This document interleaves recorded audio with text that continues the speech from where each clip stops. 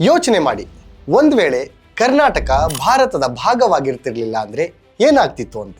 ಕರ್ನಾಟಕದ ಒಟ್ಟು ವಿಸ್ತಾರ 1,91,791 ಚದರ ಕಿಲೋಮೀಟರ್.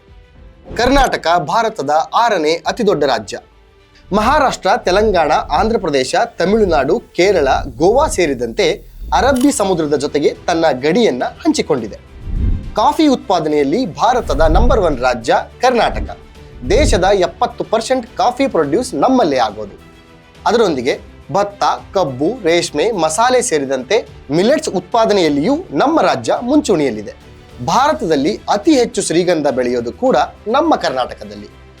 ಒಟ್ಟು 8 ಜ್ಞಾನಪೀಠ ಪ್ರಶಸ್ತಿಗಳನ್ನು ಪಡೆಯುವ ಮೂಲಕ ದೇಶದ 2ನೇ ಭಾಷೆಯಾಗಿ ಸಾಹಿತ್ಯಿಕವಾಗಿಯೂ ಕನ್ನಡ ಭಾಷೆ ಶ್ರೀಮಂತಿಕೆಯನ್ನ ಪಡೆದಿದೆ. ಕರ್ನಾಟಕದ ರಾಜಧಾನಿ Bengaluru silicon valley of India ಹಾಗೂ IT ಕ್ಯಾಪಿಟಲ್ ಆಫ್ ಇಂಡಿಯಾ ಅನ್ನೋ ಹೆಗ್ಗಳಿಕೆಗೂ ಪಾತ್ರವಾಗಿದೆ. $100 ಬಿಲಿಯನ್ ಹೆಚ್ಚು ವಹಿವಾಟು ನಡೆಯೋದು ನಮ್ಮ ಬೆಂಗಳೂರಿನಲ್ಲಿ. ಭಾರತದ ಹೆಮ್ಮೆಯ ಇಸ್ರೋ HAL ಆಪರೇಟ್ ಆಗೋದು ಸಹ ನಮ್ಮ ಬೆಂಗಳೂರಿನಲ್ಲಿ. ಇನ್ನು ಸಂಸ್ಕೃತಿ, ಪರಂಪರೆ, ಇತಿಹಾಸದ ಬಗ್ಗೆ ಹೇಳೋದಾದ್ರೆ ಹಂಪಿ, ಬಾದಾಮಿ, ಬೇಲೂರು, ಹಳೆಬೀಡು, ಮೈಸೂರಿನಂತಹ ಅದೆಷ್ಟೋ ಹೆರಿಟೇಜ್ಗಳು ನಮ್ಮ ಕರ್ನಾಟಕದಲ್ಲಿವೆ. ಕರ್ನಾಟಕದ ಒಟ್ಟಾರೆ ಜನಸಂಖ್ಯೆ 6.84 ಕೋಟಿ. ಭಾರತದ GDPಯಲ್ಲಿ 8% ಪಾಲು ನಮ್ಮ ಕರ್ನಾಟಕದ್ದು.